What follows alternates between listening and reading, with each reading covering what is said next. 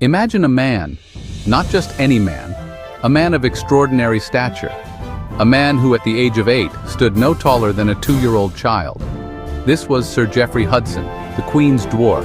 His life, a tapestry woven with threads of laughter, danger, and adventure, unfolded against the backdrop of the tumultuous 17th century. He was a court jester, a soldier, a captive, and a survivor.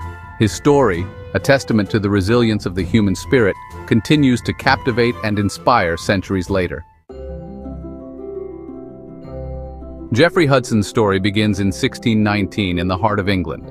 Born into a world vastly different from our own, his early years were shaped by the rustic charm and simplicity of rural life.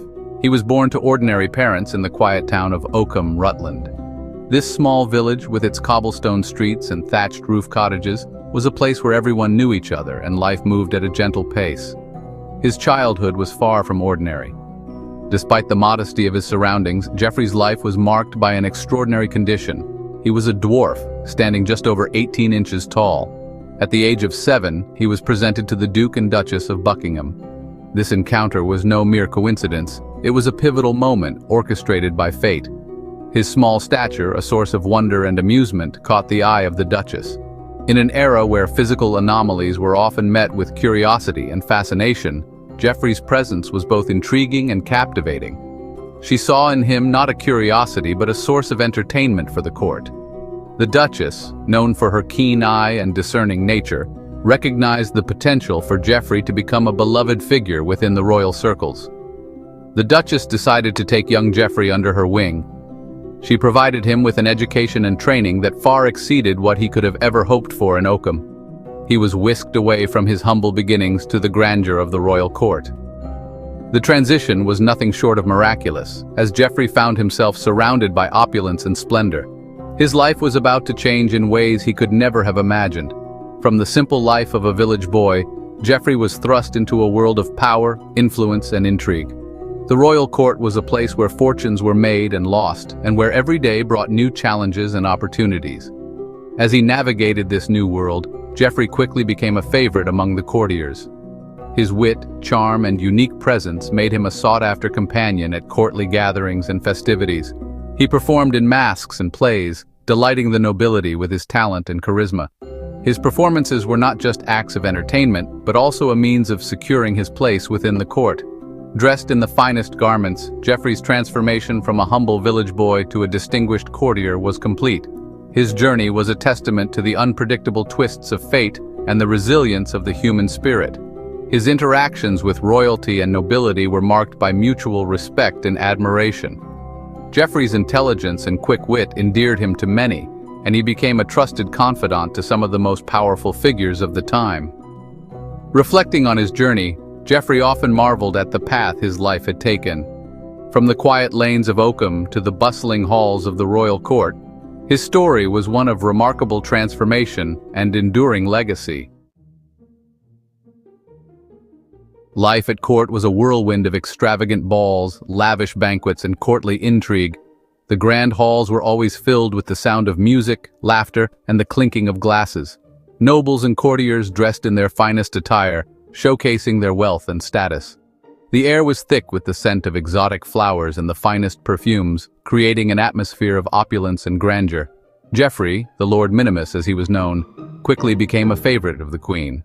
His wit and charm endeared him to her, and he was often seen by her side during important events. Despite his small stature, Geoffrey had a larger-than-life personality that captivated everyone around him. He was not just a courtier. He was a confidant and a trusted advisor to the Queen, but his life was not all fun and games. The court was a place of constant competition and rivalry. Geoffrey had to navigate the treacherous waters of court politics, where alliances were fragile and trust was a rare commodity. He faced numerous challenges and had to prove his worth time and again to maintain his position. He was often the subject of jokes and pranks, which were sometimes lighthearted but other times cruel. The courtiers, always looking for amusement, would play tricks on him, testing his patience and resilience. Despite this, Geoffrey managed to keep his composure and often turned the jokes to his advantage, showcasing his quick wit and intelligence. His small stature was a source of amusement for the courtiers. They would make jesting remarks and laugh at his expense, but Geoffrey never let it break his spirit. Instead, he used his unique position to gain insights and information that others overlooked, making him an invaluable asset to the Queen. One particular incident cemented his place in history. It was a moment that would be talked about for years to come, a testament to his resilience and ability to turn even the most humiliating situations into opportunities. During a grand banquet, he was presented to the Queen hidden inside a pie. This was no ordinary pie, but a massive creation meant to entertain and surprise the guests. The anticipation in the room was palpable as the pie was brought in, and all eyes were on the Queen as she prepared to cut into it. Imagine the Queen's surprise when, upon cutting into the pie, out popped little Geoffrey. The room erupted in laughter and applause, and Geoffrey, ever the showman, took a bow. This event not only showcased his ability to entertain but also his willingness to embrace his role and turn it into something memorable. It was a defining moment that solidified his place in the annals of court history. The year 1642 marked a turning point in Geoffrey's life as England descended into civil war. The idyllic world of the royal court was shattered, and Geoffrey found himself swept up in the chaos. He remained fiercely loyal to the Queen, accompanying her on her dangerous journeys. His loyalty and courage were tested time and again as he navigated the treacherous landscape of war-torn England. He was no longer just a court jester, but a witness to the darkest chapters of English history, a captive of fate, adventures on the high seas. The vast, unending expanse of the ocean stretched out before them, a seemingly endless journey that promised both adventure and peril. Little did Geoffrey Hudson know, the latter would soon become his reality. Fate, it seemed, had other plans for Geoffrey Hudson. The skies darkened and the winds howled as if forewarning the impending doom that awaited them. The once calm sea turned tumultuous, mirroring the chaos that was about to unfold. While fleeing England with the Queen, their ship was attacked by Barbary pirates. The pirates, notorious for their ruthlessness, descended upon them with a ferocity that left no room for escape. Cannons roared, and swords clashed as the pirates boarded their vessel. Geoffrey, along with the Queen's entourage, was taken captive. The pirates showed no mercy, binding their captives and dragging them aboard their ship. The once proud and noble group was now at the mercy of their captors, their fate uncertain. His life took yet another dramatic turn as he was forced to endure the harsh realities of captivity in North Africa. The conditions were brutal, with little food or water, and the constant threat of violence hanging over them. Days turned into weeks, and weeks into months, as Geoffrey and his fellow captives struggled to survive. His captors, recognizing his unique appeal, paraded him as an exotic curiosity. They saw him not as a person, but as a spectacle to be displayed for their amusement and profit.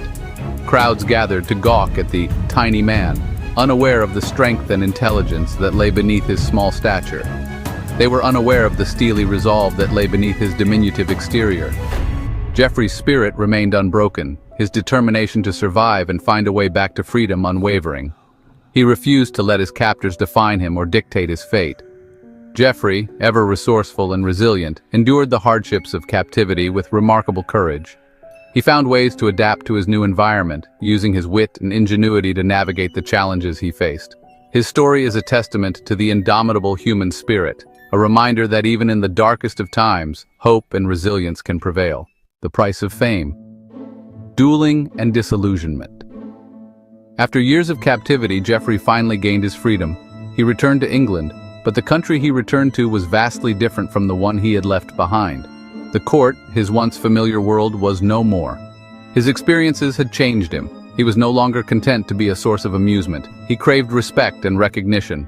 This desire led him down a dangerous path, culminating in a duel that would forever alter the course of his life, finding solace in a foreign land. The aftermath of the duel forced Geoffrey to flee England once more. This time, he sought refuge in France. There, he found solace and a renewed sense of purpose by joining a monastery.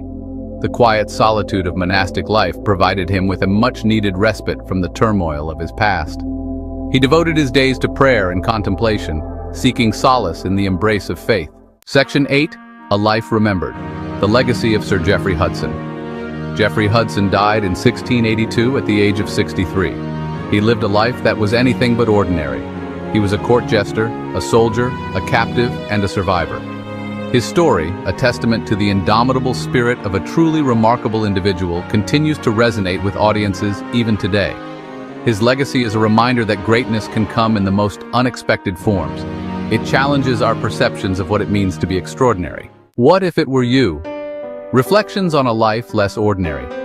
Imagine yourself in Jeffrey's shoes. How would you have navigated the challenges and triumphs of his extraordinary life? Would you have succumbed to the prejudices of the time, or would you have risen above them to carve your own path? Jeffrey's story invites us to reflect on our own lives. It encourages us to embrace our uniqueness and to never let the opinions of others define who we are. The enduring appeal of the extraordinary. Why are we so drawn to stories of the extraordinary? Perhaps it's because they remind us that the world is full of wonder and surprise. Or maybe it's because they inspire us to dream big and to never give up on our own potential. Whatever the reason, there's no denying the enduring appeal of stories like Jeffrey Hudson's. They remind us that even in the face of adversity, the human spirit can triumph.